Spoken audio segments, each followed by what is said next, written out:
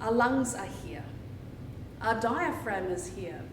So when we breathe in, our diaphragm contracts downwards and pushes all our viscera, our intestines out the way. So therefore, our stomachs get bigger. When we breathe out, our diaphragm contracts upwards, our lungs deflate, and our viscera comes back in. So, best way to do a little bit of practice on the breath is to pop your hands here. So, breathing in, feeling those ribs go outwards, and then breathing out, feeling the ribs swing inwards. Some breathing exercises to really make sure that you're on top of your breath. First, to extend your breath. Breathe in for 4 counts. Breathe out for 4 counts. All the while making sure that the sternum's not going up and down. The movement is here. It's 360 degrees around. So let's do a little exercise. We're going to breathe in for 4 counts. We're going to suspend. We're going to hold that breath, but don't hold it with tension. Hold it nice and buoyantly.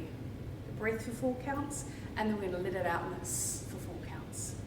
We'll do that for 4, 6, and then 8.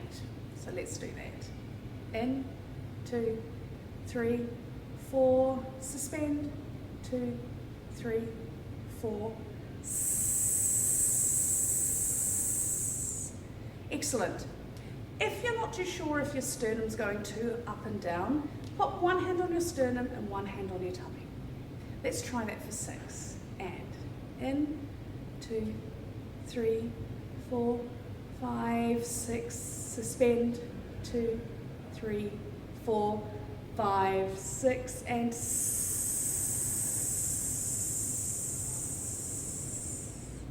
Excellent. Hopefully you've noticed that your back expands as well. So this time, pop your hands on your back. And you're going to feel your back expand as we do 8. And in, 2, 3, 4, 5, 6, 7, 8. Suspend, 2, 3, 4, 5, 6, 7, 8.